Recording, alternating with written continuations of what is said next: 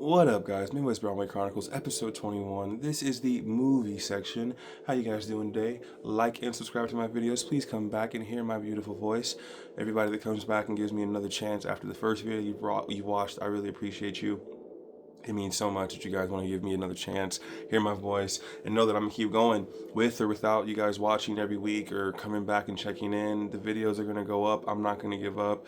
I have people in my corner who love me enough to tell me that this is something that is worth it if you want to do it. And to be able to talk to you guys about things I enjoy, stuff I want to see, I want to watch, and I know about, it's invaluable, so I'll still be here. This week with movies, I went and saw Good Boy, the movie about the dog that was highly emotional, and then I stayed home and watched The Strangers Chapter 2. I'd rather focus on The Strangers Chapter 2 first because Good Boy is something I really like talking about and it gets me more excited. Strangers Chapter 2, so me and one of my friends went and saw The Strangers Chapter 1 last year. I don't know. Like you watch those horror movies that frustrate you, you know, the ones where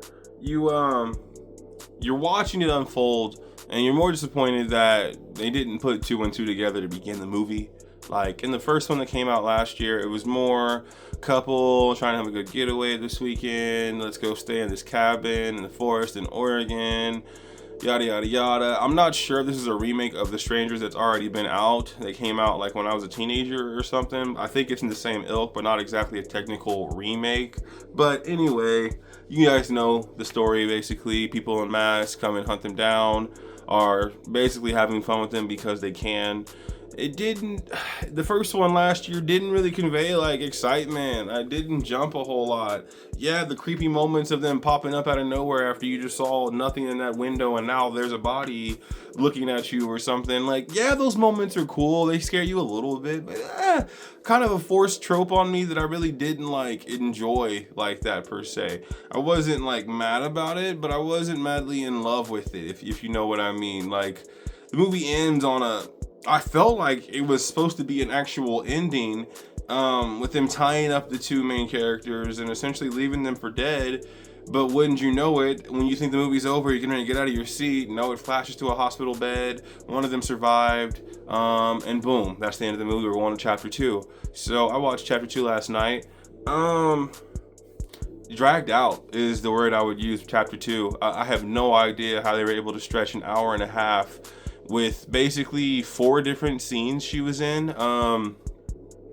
It's not like it's the worst horror movie I've ever seen, but I was more frustrated that the best decision that the main character makes is probably running through the forest with a knife.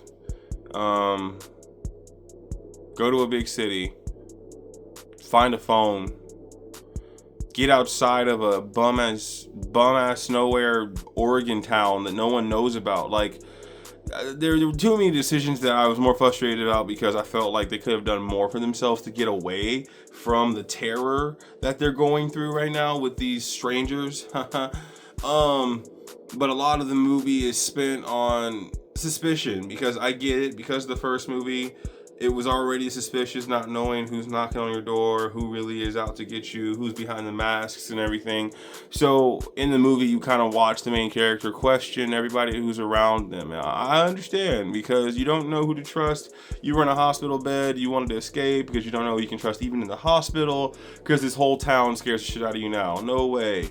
I would be terrified too. I'll tell you guys, I'll spoil that part, that it ends on a cliffhanger again, and we're gonna get a Strangers Chapter 3, which I 100% don't know why. If it was me, I wish the main character would have ran through everybody with a truck or something, but no. We get to see one of the main strangers' faces finally, and it's not who you think it is, so that's a cool kind of moment. But like, it really ends with the main character looking at the other two behind a tree, and then it says to be continued. So kind of a TBD rating on the whole series, but chapter 2 was worse than chapter 1. It dragged out too much. She was way too scared, I felt like, in the movie. Was a little too skittish, and I get you probably should be after everything that's happened, but it didn't make the movie more exciting or more like suspenseful. It made it more frustrating because if people are trying to at least help you, I'm gonna milk it until they don't help me or something. Not be scared and then lock myself in a room and then still get fucking get attacked and no, like hunted. Like I don't know. Wasn't the best movie that I watched compared to Bone Lake that I went and saw last week in Washington. I would have much rather watched Bone Lake again, because Bone Lake at least had things I couldn't see coming, but wasn't the worst thing. So I'd give it like a 6 out of 10 on a good day, maybe a 5 out of 10 on a regular day. Not bad, but I'll watch Chapter 3 next year because I saw Chapter 1 and 2 to finish the trilogy, so whatever. Hope they ended on like hype ass moments and cool deaths or something, because shit, it was not exciting to watch, and I definitely found myself almost falling asleep twice, so made it through it, whatever. On The Good Boy, yes. Only an hour and 13 minutes. Takes the angles of looking at the dog as the protagonist more than the owner. Possession kind of movie, haunting kind of movie, very eerie, creepy. I'm gonna tell you guys 2 scenes that caught me off guard. Kitchen scene with the golden retriever and staircase scene with our main good boy, Indy. Very creative. Coolest part at the end of the movie, they had a behind the scenes kind of tell about what they had to do to get the dog to really respond to them acting, to them filming a movie. And the biggest thing was Indy couldn't know that we were filming a movie, is what the owner said, because the main guy in the movie next to the dog is actually his owner in real life, is actually one of the ones who helped direct the movie. So it was a 4-year process. They put the effort in, they put the time in, they did so many really cool things that you see in the movie that are not as they seem in real life. When we see the dog look serious and intently and stop what they're doing, look into the corner, we think it's a ghost or something in the movie, but it's actually in real life them having some squeaky toy and getting the attention of the dog and all these clever things to make it feel so much eerier than it is, but they're putting it in a horror movie suspense supernatural kind of feel, so able to throw those emotions in different ways for us to see. I really liked it. I did spend a good chunk of the movie hoping to myself that the dog wouldn't get killed. I swear to God, I was crying in my heart because I love animals so much. I have 2 dogs. I had 3 dogs. We let one of them go and just go to a better home because he was a little aggressive, but I love dogs so much. The idea of dogs losing their lives and getting hurt just breaks me. Why I can't watch movies like Marley and Me more than once, Oliver and Company.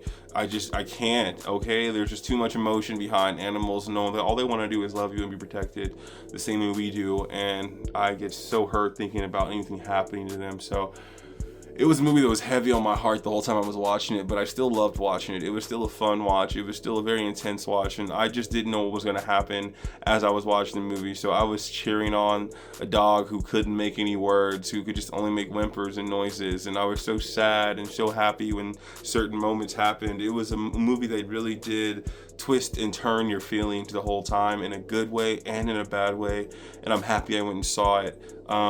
It's heavy though, and I don't know how long they're gonna keep it in theaters. Only an hour and 13 minutes, like I said, and we're getting ready to go into like main horror movie row. So I don't know how long of a leash, it really has in theaters. But if you have time, you want to go see that movie, go see it. I think it's probably one of the best ones I've seen this year.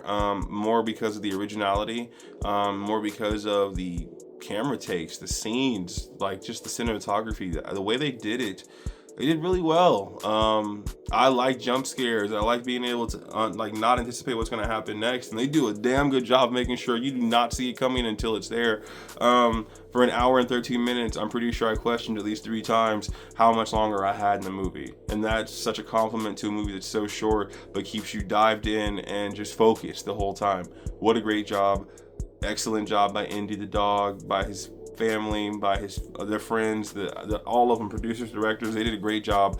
Movie recommended for sure. 8 out of 10.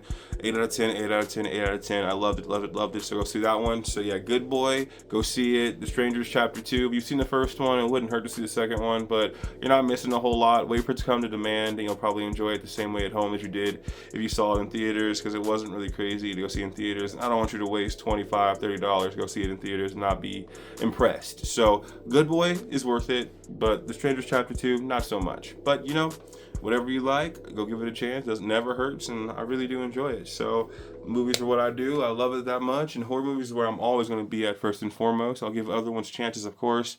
Upcoming, I want to see Tron, Ares, and Black Phone 2. They both look really good. I've already heard mixed reviews about Tron and Ares. I'll be here next week to let you guys know how I feel about that, and we'll see. But you know what?